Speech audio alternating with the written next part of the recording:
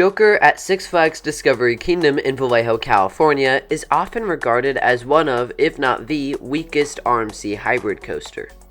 So the question is Joker a good ride? Well, I'm glad you asked because that is what we are going to be talking about today. This coaster opened in 2016, replacing the former GCI wooden coaster Roar. And Joker is a very popular ride. So from that perspective, it was a good move for Six Flags. This coaster is always the longest wait in the park.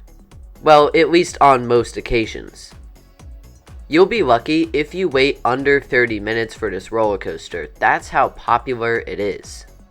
Now, I've heard some bad things in the past about this roller coaster's operations. However, in my visit, dispatches weren't half bad at all. I would guess that they dispatch a train about every 80-ish seconds once it came back to the station. They were running one train, but from what we could tell, that was due to technical issues on the other train. In the morning, they were testing with two trains, but then it looked like they had to take one off, resulting in one train operations. I know this park sometimes runs one train just for fun, but in my visit, it looked like it was out of necessity. So, point is, operations could be bad on your visit, but I'm not totally sure. I have heard some pretty bad reports about the ops. But they were not an issue for me personally. This coaster's trains hold up to 24 people per cycle. And these are the RMC trains that have the ridiculously heavy lap bars. But despite how insanely heavy they are, it doesn't really impact the ride experience for me. Now, speaking of the ride experience, that's what I'm jumping into next. Now, it should be noted that I only got 2 rides on Joker, and both came in one of the 2 back rows.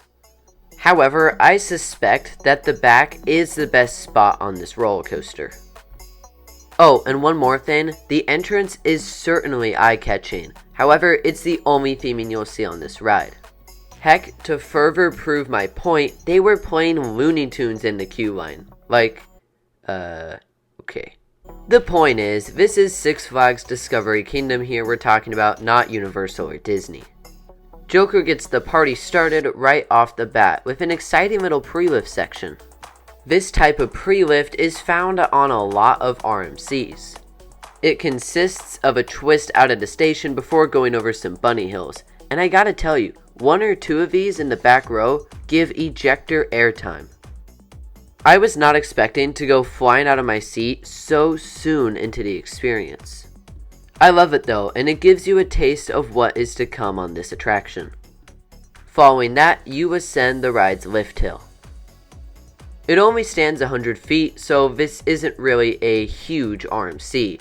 Then, you go down the first drop, 78 degrees, 53 miles an hour. And despite the fact that it doesn't reach hypercoaster heights or anything, this drop is awesome in the back.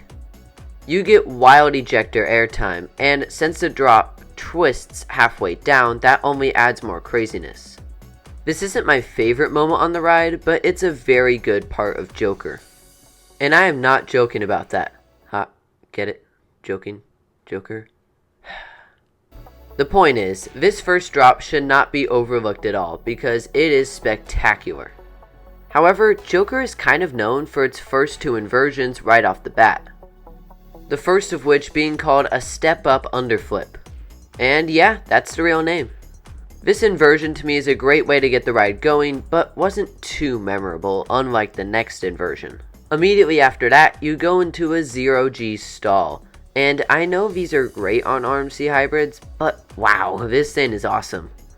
You hang upside down for multiple seconds, and the entrance and exit to the element is very smooth as well. Honestly, just a sweet all-round inversion.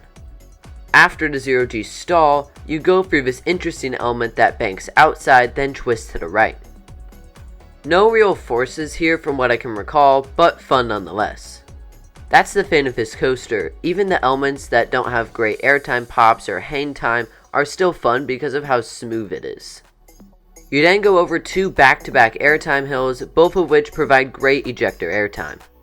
This is not the last airtime on the ride, but these are 2 of the better pops that you'll find.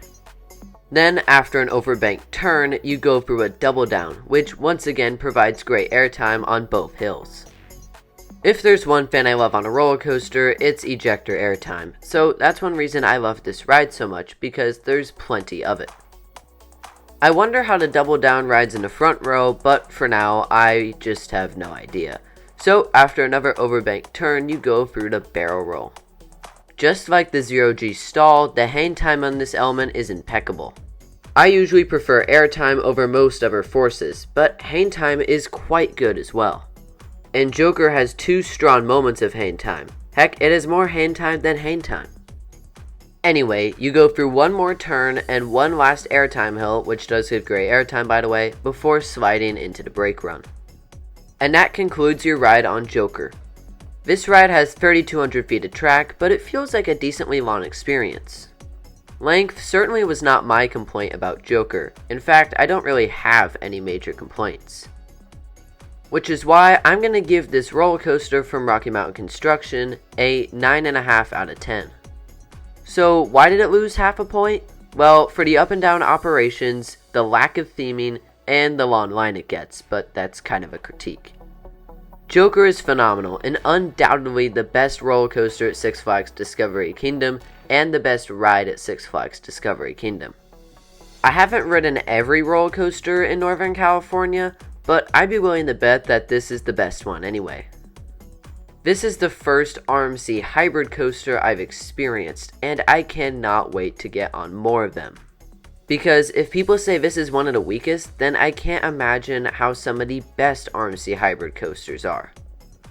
In general though, at this point I think it goes without saying, I highly recommend you ride Joker when you're at Six Flags Discovery Kingdom. Because yeah, it is a fantastic ride.